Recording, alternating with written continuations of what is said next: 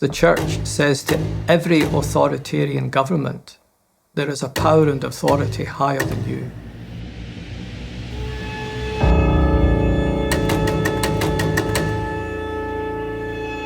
Our calling is not first to comply with your laws.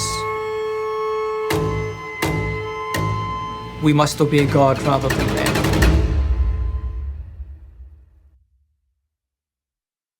Welcome to the program, ladies and gentlemen. My name is Justin Peters. I hope that this finds you and your family doing well today. I want to thank you so much for joining me for this podcast. Today I had the privilege of interviewing John MacArthur, pastor of Grace Community Church, about the film The Essential Church. The Essential Church film details the struggles that Grace Community Church had with the restrictions coming from the local and state government dealing with the, let's call it Charlie Vector 19 season. I understand that there's some censorship going on YouTube, so I'll try to speak in code as much as possible.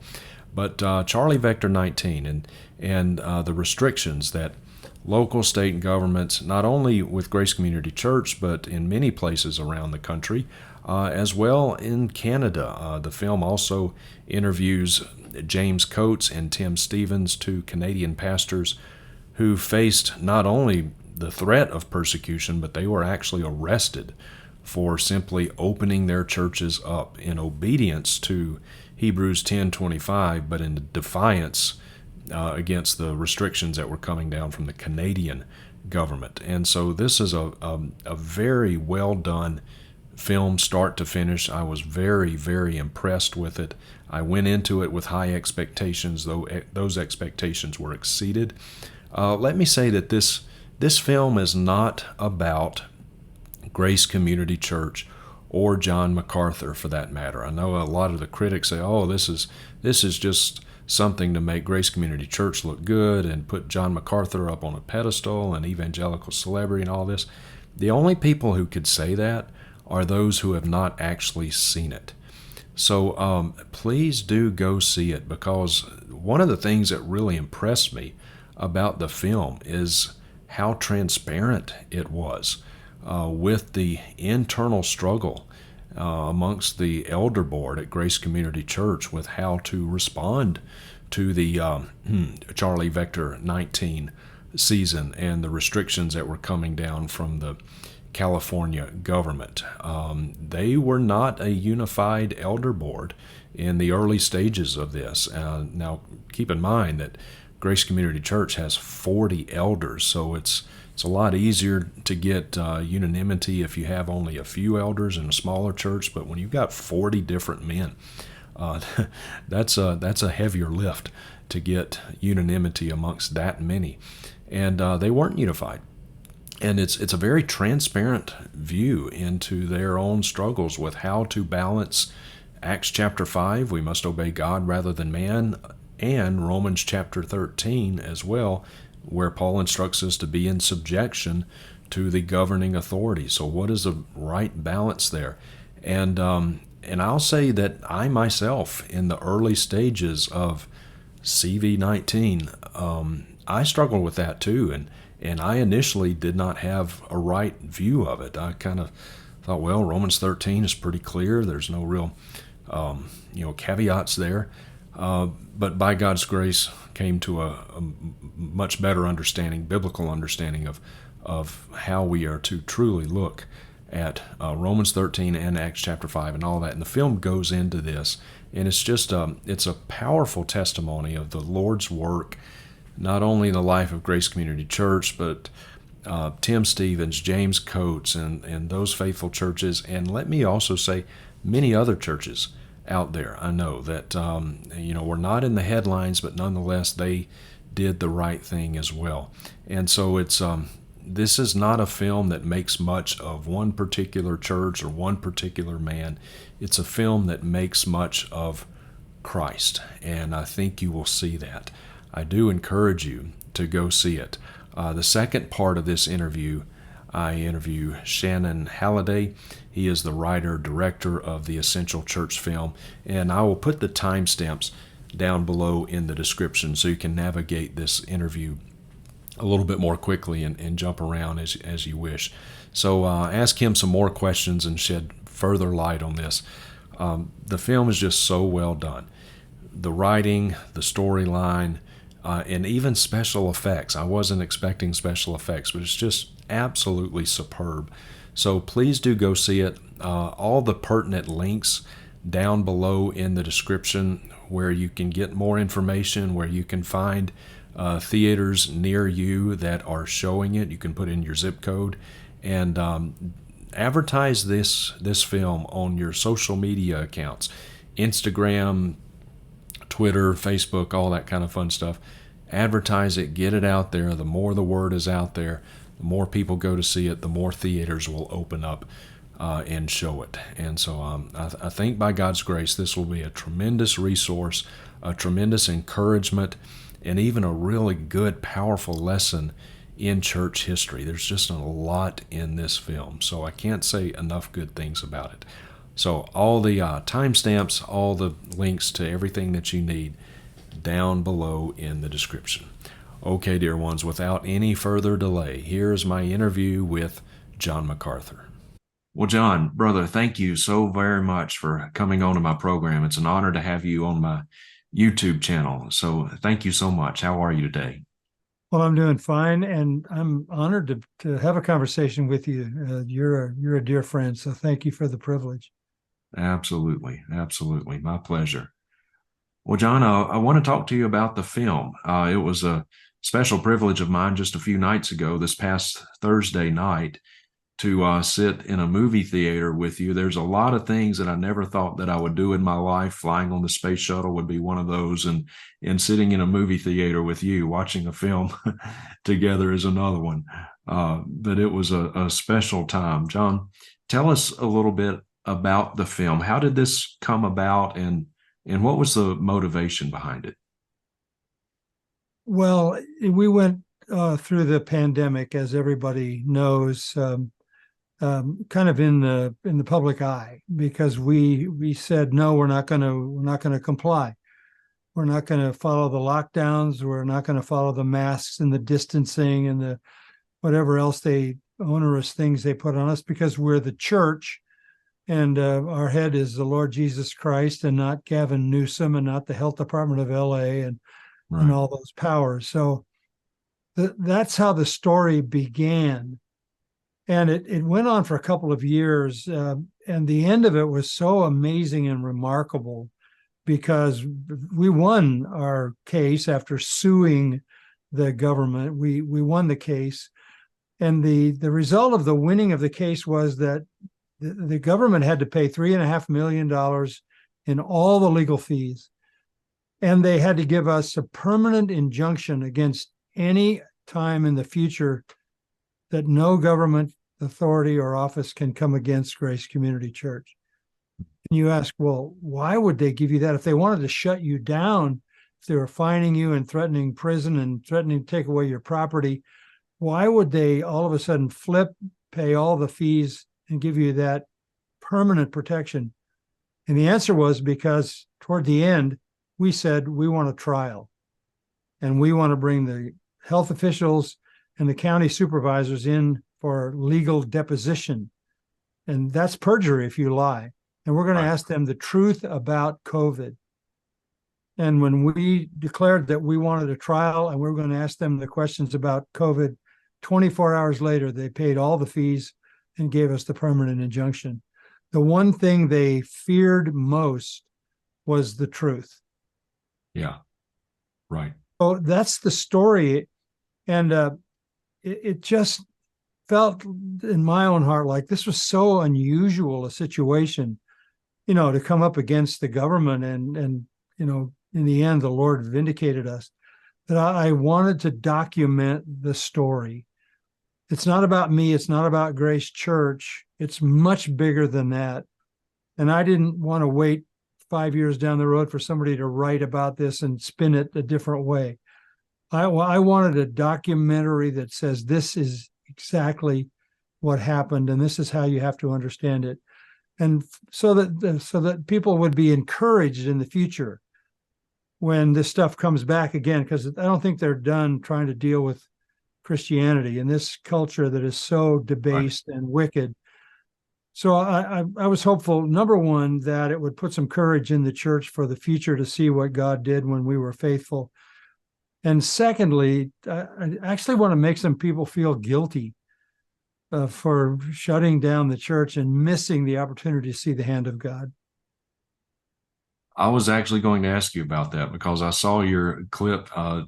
Someone posted it, and it. I wanted to produce something that would show how the Lord blesses those who are faithful, for the purpose of the future. I wanted some pastors and leaders to see this and feel guilty.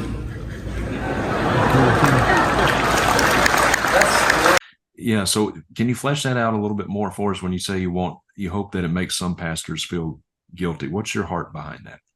Well, if you just shut your church down, what are you saying? You're saying, in a sense, Christ is not the head of the church.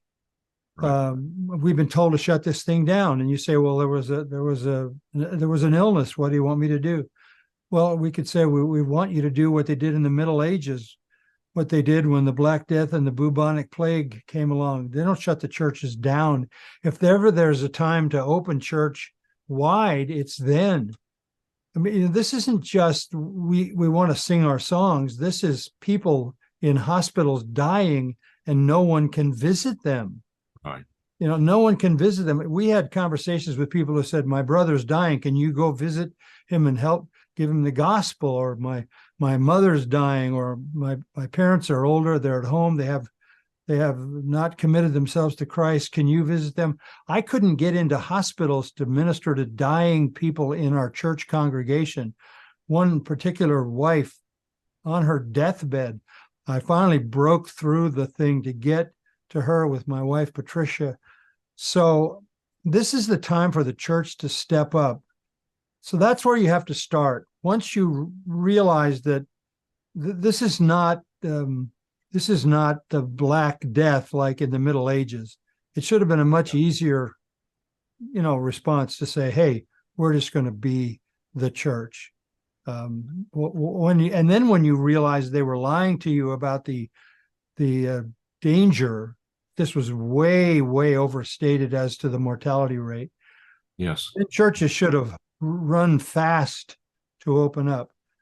This is about the conviction of what the church is in the world. Just a footnote to that. The LAPD, police in Los Angeles, started coming back to our church even before the congregation did. What does that signify? Well, two things happened. One, they were being mercilessly brutalized in the BLM riots and all the defunding the police. And they started coming to Grace Church in groups and their families. This was nothing they feared. This was something they desperately needed and wanted. And we had time and time again conversations with the leadership of the police department. So, I was aware that they knew that this was not what people were told it was. Yeah. And the other thing that happened was we realized that if we are unfaithful in a sort of a minor test like this, we wouldn't be ready for the big one. Somebody said to me, "Well, this is like a 1 on a 1 to 10 scale. But why don't you wait for the big one?" And my response was, "Look, if something comes against the church, we resist. We don't choose this battle because it's a 3 or a 4 or a 5 on a 1 to 10. If you assault the Church of Christ, we fight back. I mean, we defend the church at every level." And so this is the message we want to convey in the documentary. Be strong, be faithful, and God will vindicate himself as he always does with his faithful people. Right.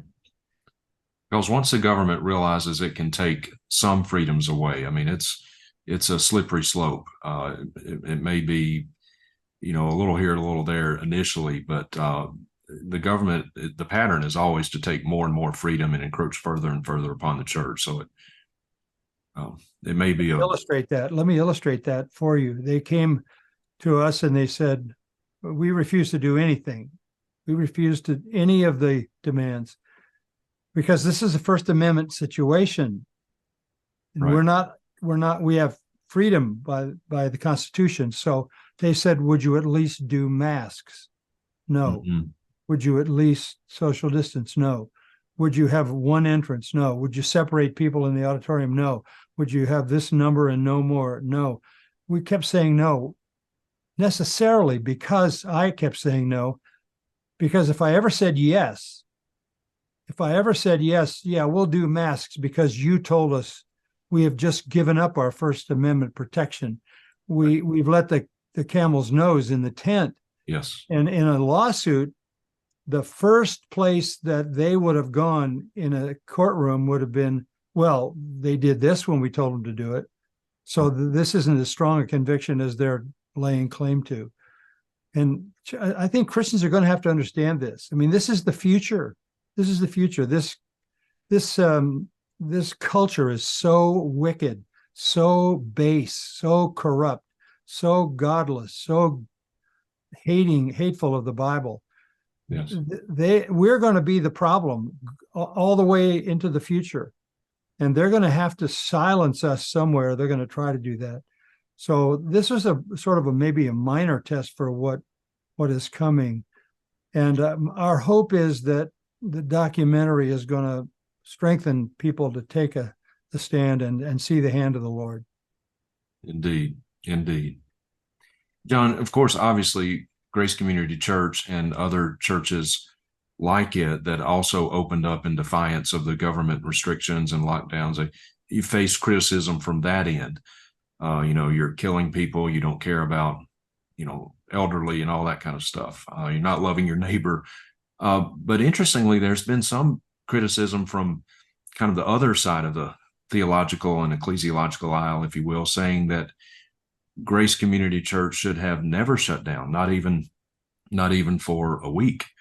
One of the things that struck me about the film was the transparency that was there in regards to how the elder board there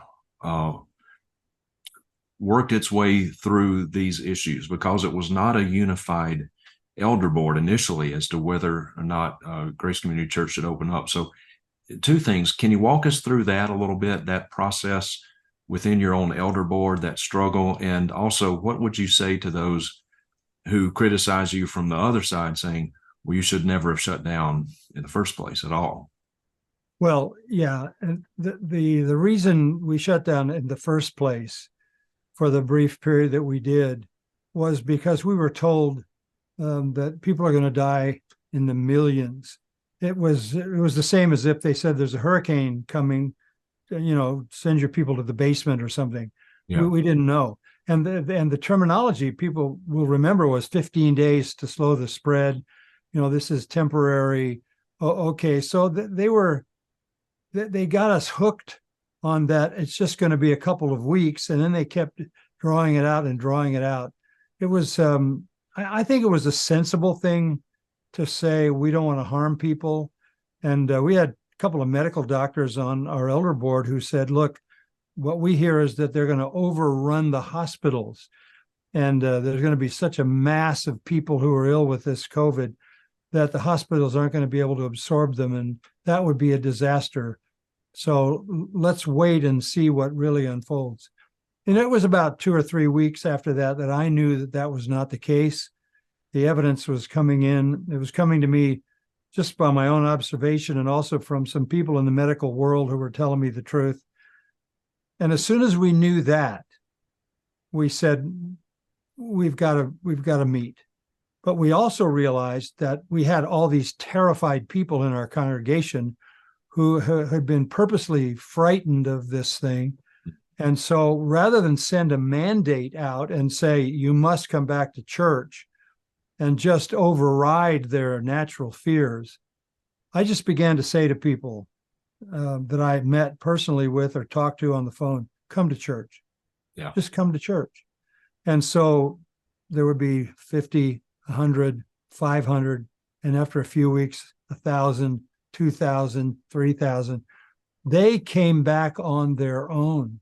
Yes. And that's the only way that I felt we could do that and not, not just sort of dominate people in a fearful setting. And what happened was when they began to hear from their friends that they were together, they were healthy, the LA Health Department had to put on their website, there was no COVID outbreak at Grace Community Church. I mean, that's a massive problem for them. They said you can't be together because everybody's going to get sick. We had hundreds and then thousands, and we didn't have an outbreak at all. So I think it was just, I didn't want to force people. I wanted them to respond in a way that was on their own volition. That's how you have to respond to any pandemic in any situation, any reality about the difficulty of life and the dangers of just walking out of your house. So they began to come back and they began to realize this wasn't what it was threatened to be. And the church began to fill up. And in the process, the elders are talking about, when do we do this officially? And it came to a point where we had a church full of people, but we hadn't officially declared we were open. And I loved that. I mean, that was what I wanted. I didn't want the top down saying, you got to come to church. I wanted the people to say, we're going to be at church. Yeah. And the elders finally caught up to the people. Right.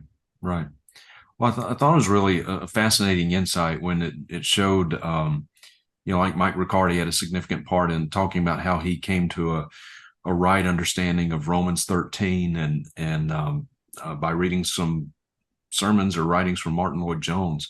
How long did that process take for you as an elder board and to come to a unanimous decision to open? Well, it took a few months. I think it was March when the lockdowns hit, and it was July. So April, May, June of this process is going on. And we don't, as elders, we're not really meeting. We're trying to Zoom call, and that doesn't work well. We're not meeting as elders on Sunday, which we normally do. We're not meeting at our normal elders meeting, the Zoom meeting occasionally. So trying to get everybody together and make the case was challenging. Yeah, so it was July when we said we're open, but by then the church was filled with people. They had come back on their own because that fear began to diminish. Yeah. And Mike Riccardi was wrestling with the issue of Romans 13. The powers that be are ordained of God, and so we submit to the government. And what Lloyd-Jones had pointed out in his commentary on Romans, and what I always had strong convictions about, was that we obey the government when the government functions in the territory given to it by God. Yes. You don't want the government coming in and telling you how to parent your children, although they would like to do that, and they're working hard to do it now. They would like to isolate your children from you as parents, but you fight that. You don't want the government running your church.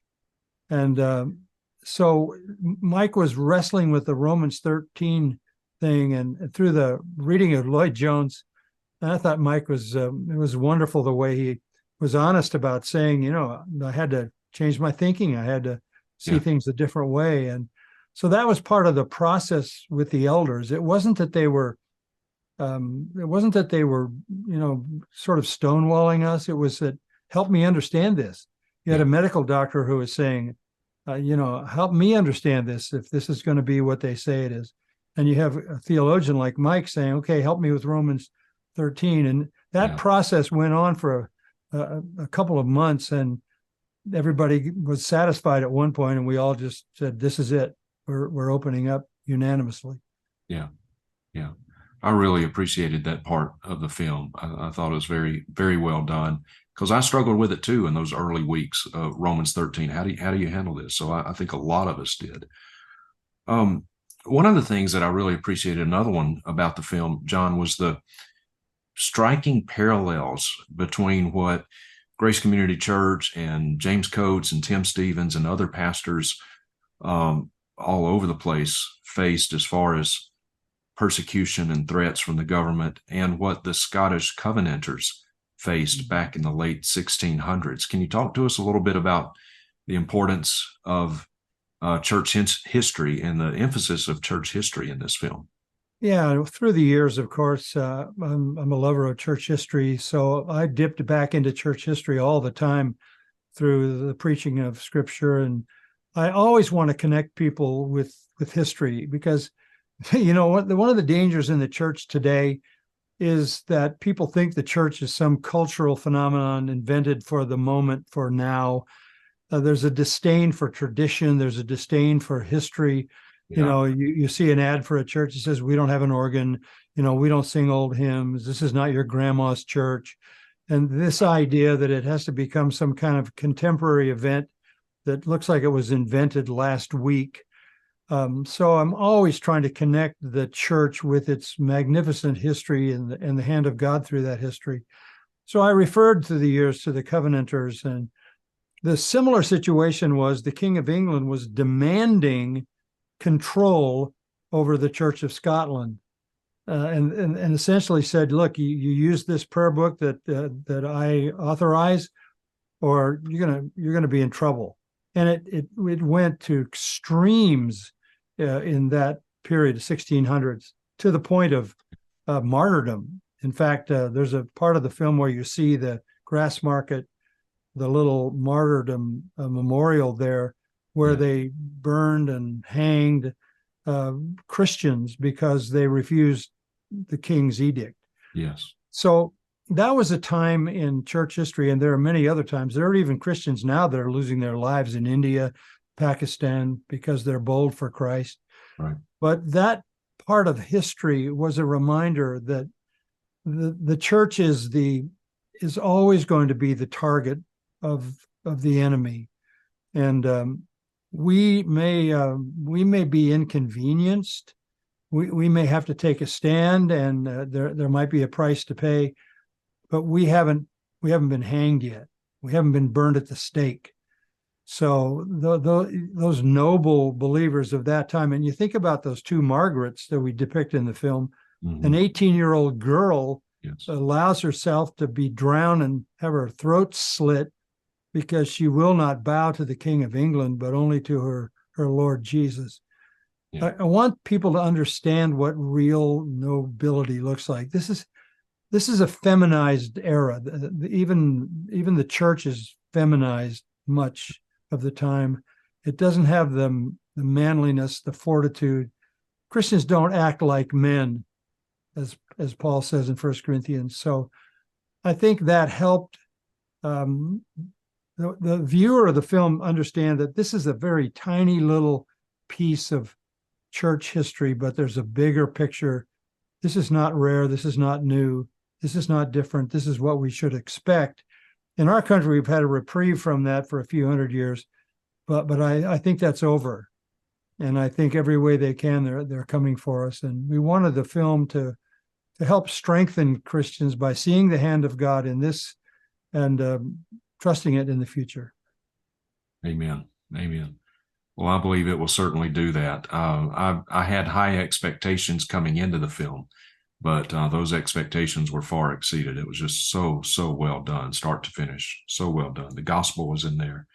And John, I want to ask you a question I don't think anybody has asked you before, but there's a clip in the film, an audio clip from a sermon you preached back, I believe, in 1975. I want to play that clip now for people to hear. And so, and then I want to ask you a couple of questions on the other side of it. So let's listen to this short clip from a sermon that John preached back in 1975.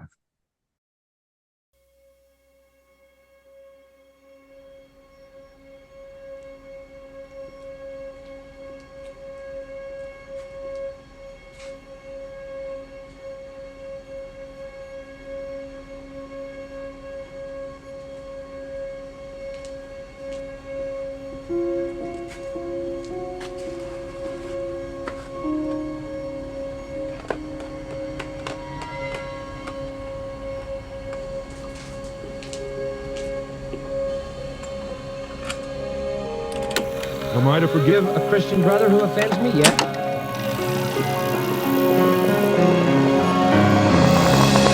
Now, I want to give a footnote that will help you, because there may be times when you will go to court. But the issue would be this, that wherever the Word of God or the work of God is at stake, I have the right to claim my legal privileges.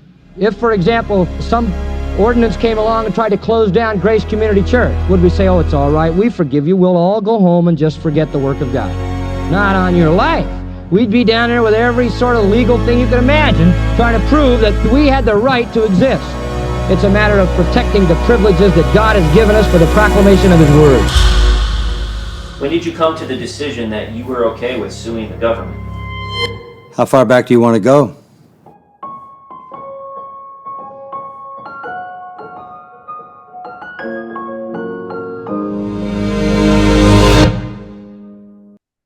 Okay, so John, with that clip, two questions.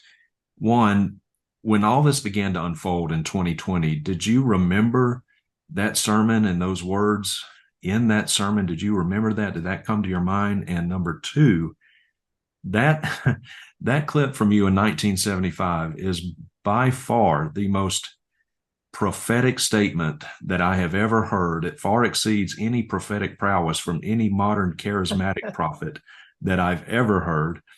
You put them in the shade, prophetically speaking. Given the eerie prophetic nature of what you said almost 50 years ago, has it made you at all rethink your theology on cessationism? No, not at all. No, and honestly, Justin, I didn't remember having said that. I mean, that's a long time back, 1975. I didn't remember that I said that, but I do know my convictions, and I do know that if they come after the church, I'm going to take a stand. The thing that struck me when the guys, I don't know how they found that clip and they brought it and played it for me. I was amazed, on the one hand, that they could find it, but secondly, I was not amazed that I said that, because I've always believed that. Yeah. That if they come against the church uses every possible thing it can legitimately to protect itself. We don't shoot people. We don't start a war. We don't start a revolution. We don't protest. We don't march. We don't burn things down. But we will claim the powers that we have and the rights that we have. And that's exactly what the Apostle Paul did when they threatened his life. And he said, I'm a citizen of Rome. I demand to go before Caesar. He basically banked on a citizen's right to protect him from those who would take his life. So I just at the time said, we're going to be the church no matter what comes. I didn't know exactly what it would be, obviously, but yeah, it is nice to be a cessationist and still get something right in the future. Indeed.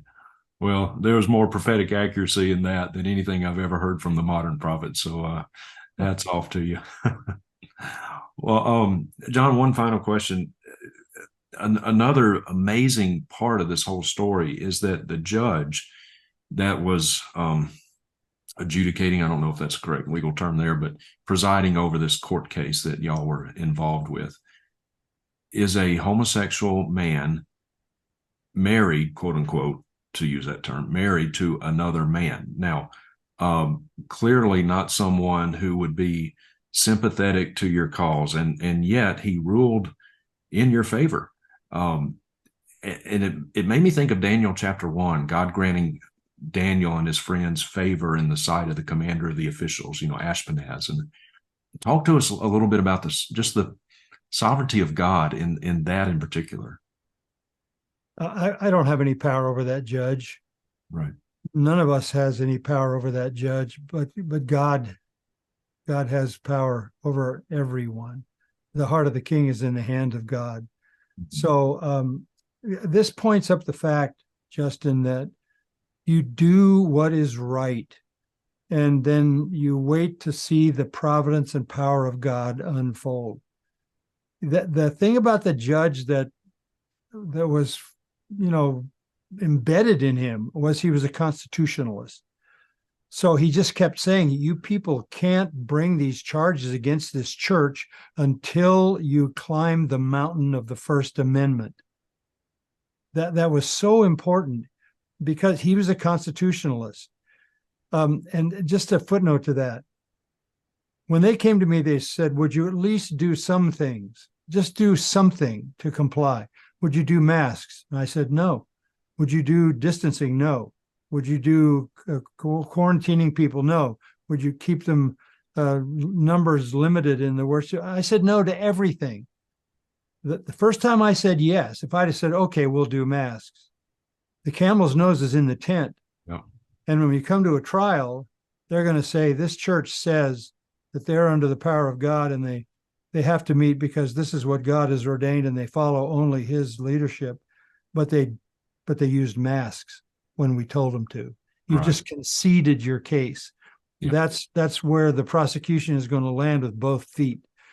So we wanted to do the right thing. And look, I'm old enough to have seen the providence of God 1,000 times over and over and over.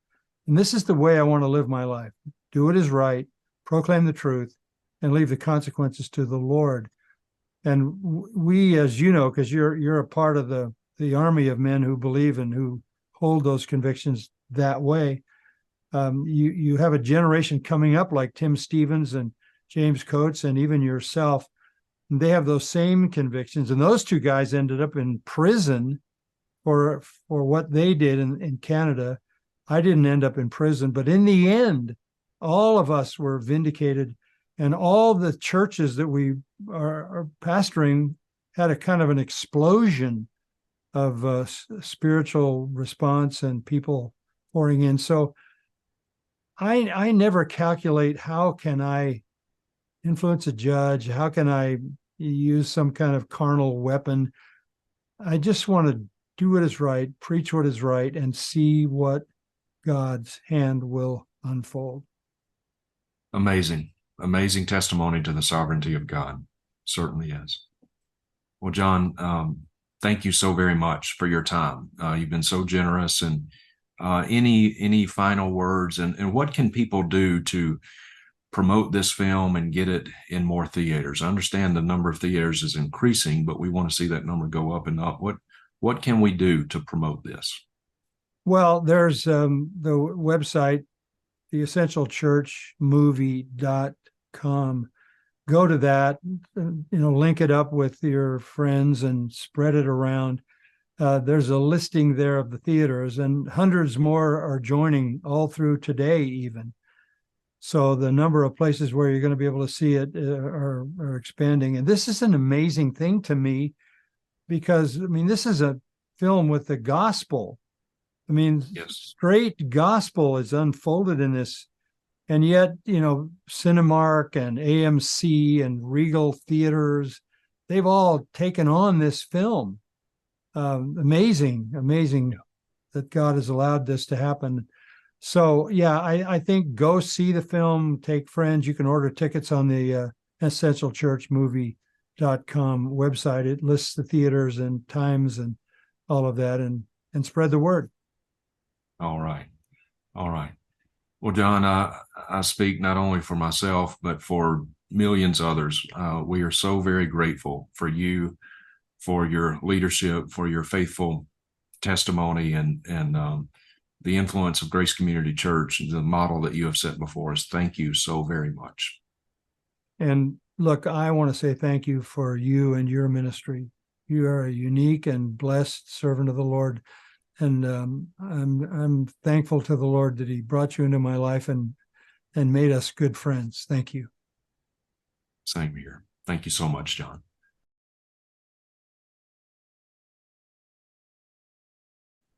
Okay, dear ones. Well, this is part 2 of my interview.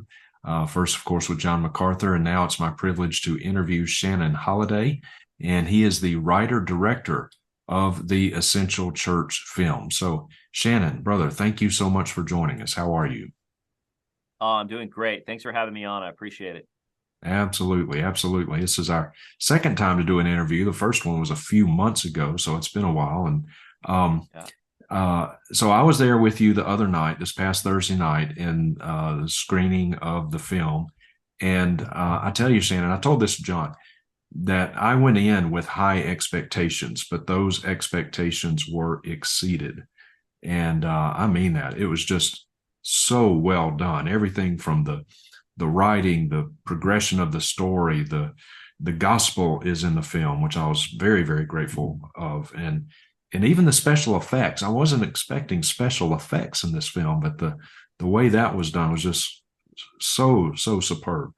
So yeah, what's your feedback been thus far from folks who have seen it?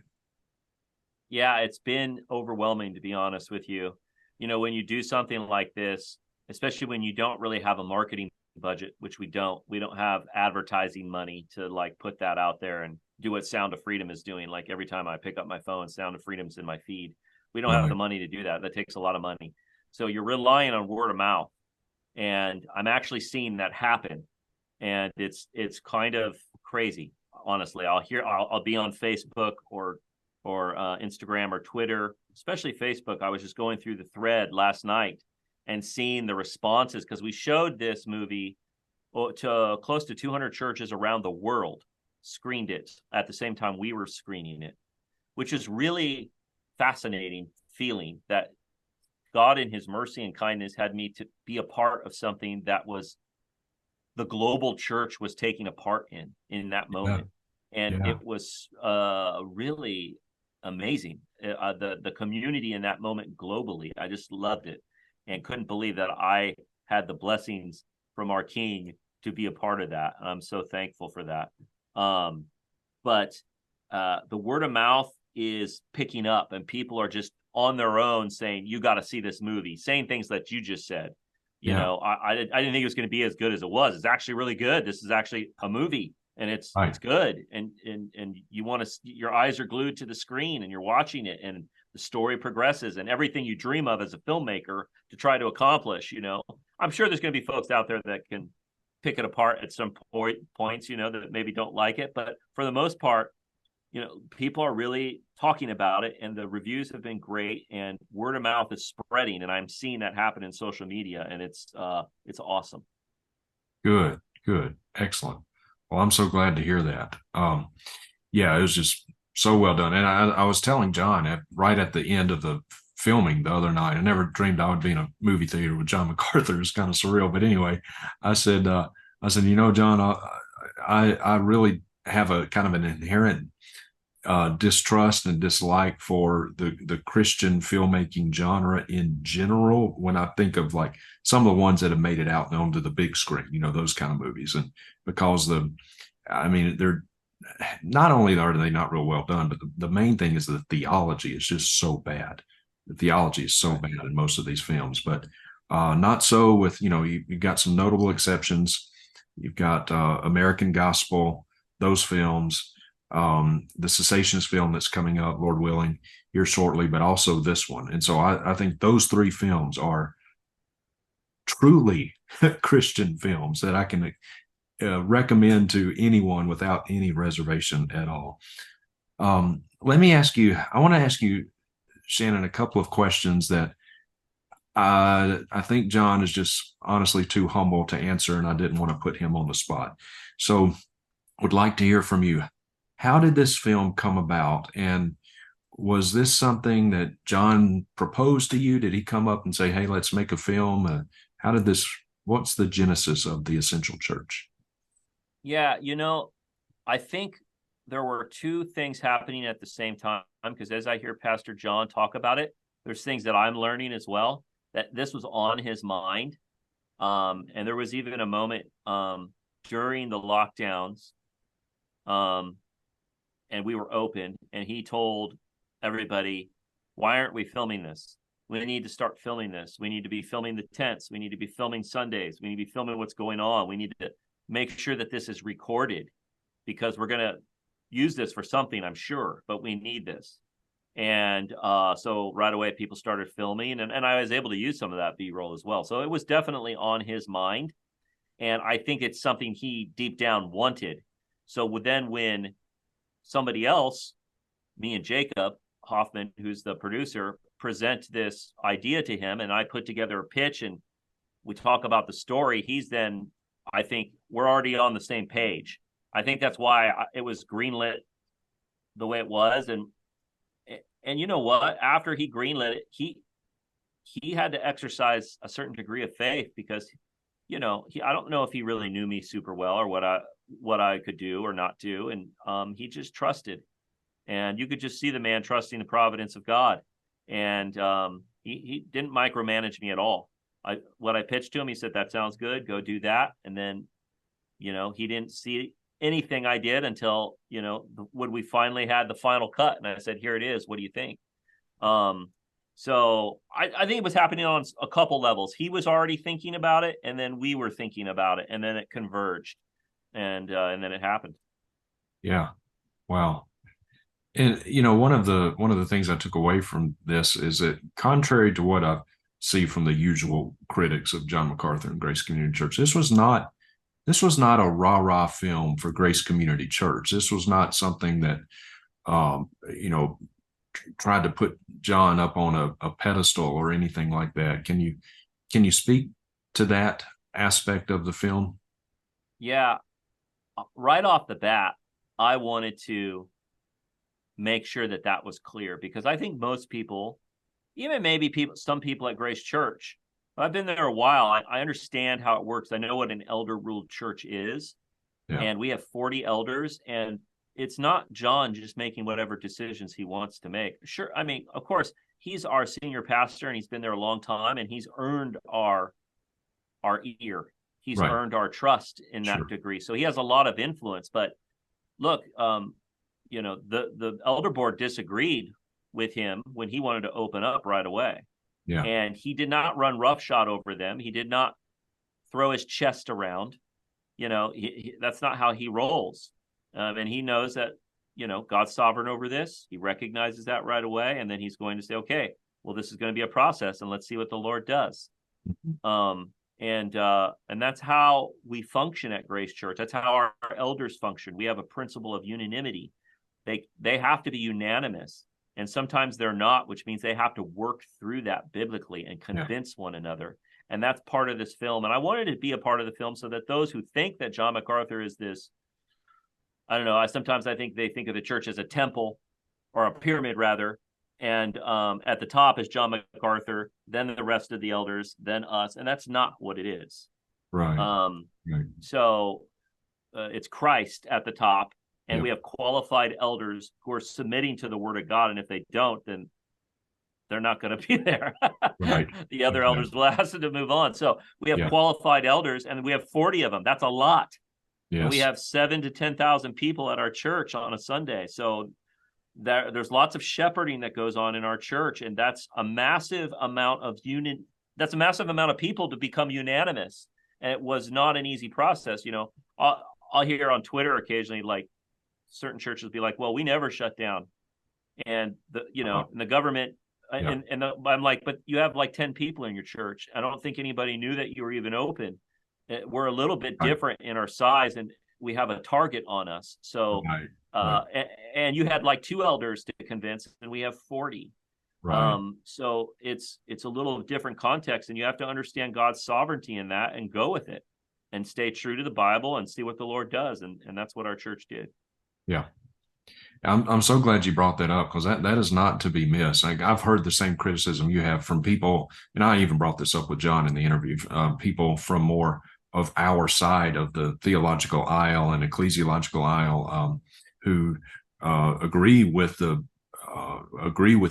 churches opening up in defiance of the government, but they still say, well, Grace Community Church can't toot its horn in this because, they did shut down, and our church never did. And, there's criticism from our side of the aisle, if you will, to Grace Community Church too. But you're exactly right. And it's not to demean at all small churches out there, and because there's many of them that are good, faithful churches, but you guys have a huge target on your back. Right. Yeah. Yeah. And this didn't make the film, but there's the part that did make the film is John talks about the hurricane, and you say we shouldn't shut down at all. And he says it was like a hurricane. If a hurricane was coming into Florida, right, and it's going to hit Sunday and everybody's going to die, you're going to head out of the state.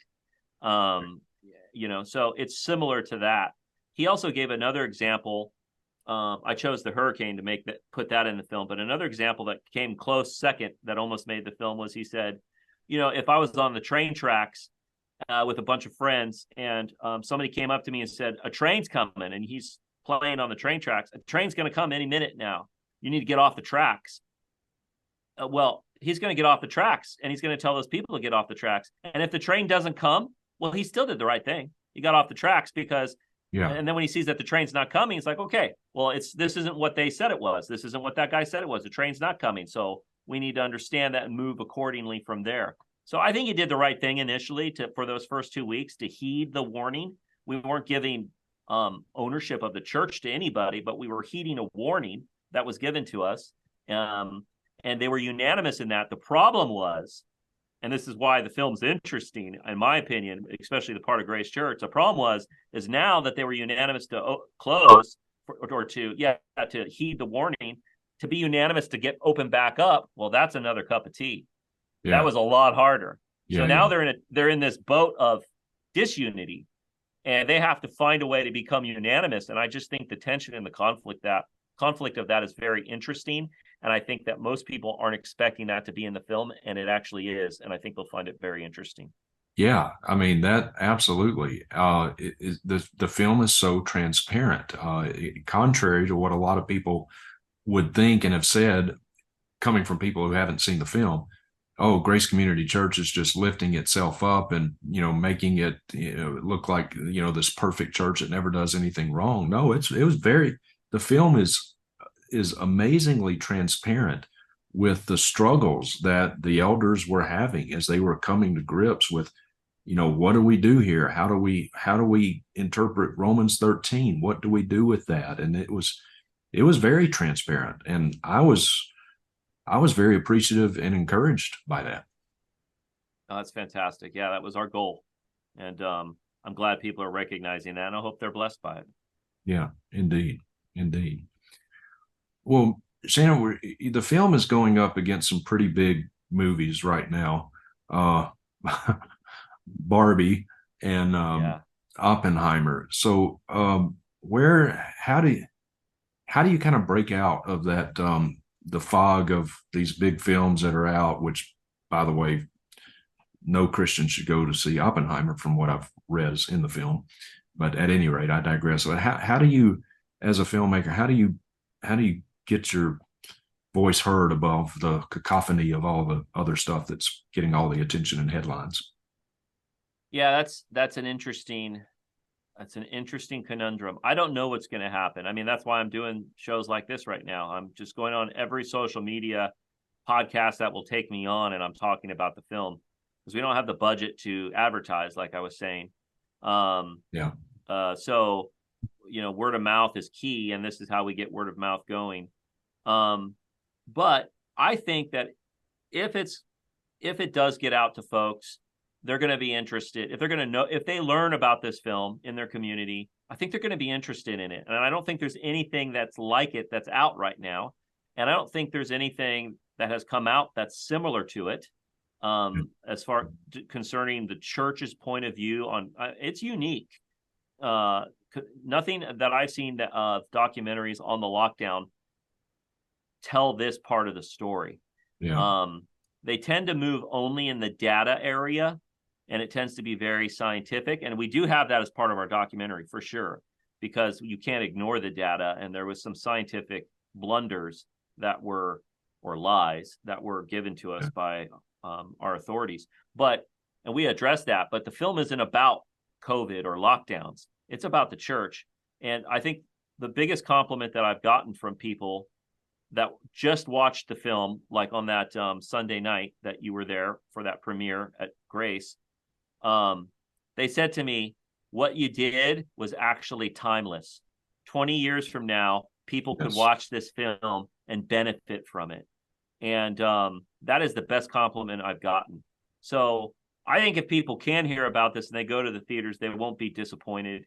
But if it doesn't do well in the theaters, look, God's going to use this film as he chooses to use it. And I think that's good that somebody's recognizing that it could be used 20 years from now. And I hope that it is. So the theaters aren't the end all and be all of trying to beat Barbieheimer or Barbenheimer, whatever they're saying it is.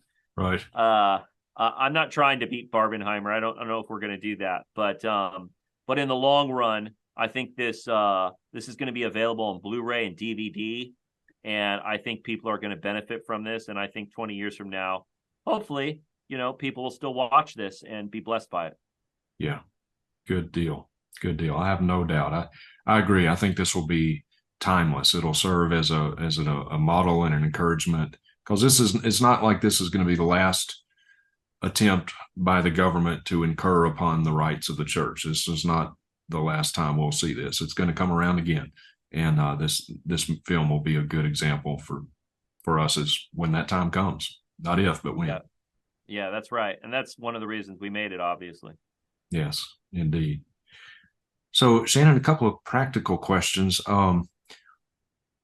What can people do? Say they go to the website, which is, again, essentialchurchmovie.com. essentialchurchmovie.com. And right on the front page, there's a button that says purchase tickets. You click on that, and it's going to take you to a list of theaters throughout the U.S. And I think you can put in your zip code at the top and see what's close to you. And we're adding theaters every day. So you got to keep checking back if it's not close. If there's not a theater close to you, then maybe there will be soon. And you just got to keep checking back. It might be that you have to travel 20 to 30 minutes to get to a theater that's near you. Yeah. And, I know of some people that are willing to do that. They're taking their small group or their Bible study and they're making a night of it. So it could be a really fun night for certain church community groups to do that. Yeah, absolutely. Absolutely. So if you checked on the website, say 5 days ago, and there was nothing near you, check again, because that may have changed, right? Absolutely. For example, I remember just a few days ago, people were saying there's nothing in Phoenix. It's too far away. It's only in Tucson. But now we have 5 theaters in Phoenix. Hey. So they went from 0 to 5. So they got a big choice of theaters, and it could be right in their neighborhood. And Excellent. That's happening all the time. So if they go to essentialchurchmovie.com and click on purchase tickets, they'll be able to figure that all out. Okay. Fantastic. And it's just one night, right? July 28th. Well, it's not just one night, actually. Okay. That's just the night that it opens. We don't know how long the run will be. Okay. I don't think we're not guaranteed like 2 weekends, but it's definitely going to be available that weekend for a few days. And if it does well, then they will expand it and keep it for another weekend. So it's just a matter of what the numbers are. And so that could be really neat, because if it snowballs and it really starts to grow and take momentum, it's just more opportunities to get the word out to people, because they'll hear about, they'll be like, what's that about? I want to go check that out. Oh, that's interesting. I have a point of view on that conflict, and I want to see what these people are saying. And that's what we want. And then we can preach the gospel to them. We can tell them what the church is. And that's our goal. Yeah. All right. Fantastic. So I think you started with 170 theaters. What's that number up to now as of this recording on Wednesday? Yeah. How many theaters do we have now? Do you know, Arlie? Yeah. Yesterday we had 250. So we probably have more than that now, but it keeps growing every day. Keeps growing. We're trying to get that number up to at least 800. We'll see if we can. Okay. Great. And what if someone goes to the website and, say, the day it opens, there's still no theater near them? Is there anything they can do? Like, can people call their local theater and say, hey, please show this film? Yeah. In fact, that's happened a few times where people have taken the initiative on their own. They wanted to see this film so bad, and they said, hey, my whole church wants to see this film. Why don't you guys carry it? And the theater said, well, we're just not. And they kept bugging them. And then when we came around, our distributor said, hey, do you want to carry this film? They had enough phone calls that they said, yeah, actually we do. We'll take it and we'll see how it does. So if they call their theater now, if there's nothing in their area and they start bugging them, that actually has had effect multiple times. And we've been able to get that theater to carry it. Okay, good deal. All right. Well, Shannon, thank you so much. I want to extend my personal appreciation, Kathy's appreciation. She saw the film too. And there's times it's a tearjerker. I mean, it's a very moving, very well done film. So thank you to you. Thank you to the entire team there at Grace Productions. We really appreciate the work that y'all have done. Yeah, thank you for having me on. And yeah, we do have a great team here. The Lord's brought together a lot of creative people to collaborate and make this thing, and they've done an excellent job and worked long hours. And yeah, a film is not made just by me. It's me and an army of people. So yes, that's right. We're blessed to have them. Yes, absolutely. Absolutely. Okay. All right, dear ones. Well, thank you very much for joining me. I hope that this has been an encouragement to you, and all of the pertinent information, the links and everything down below there in the description, movie website and all that stuff, and how you can promote it. Please do promote it on your Facebook, Twitter, Instagram, whatever. Promote it. The more the word gets out, the more theaters will pick this up, all for the glory of God. Okay. Until our next time together, may the grace of our Lord Jesus Christ, the love of God, and the fellowship of his Holy Spirit be with you all.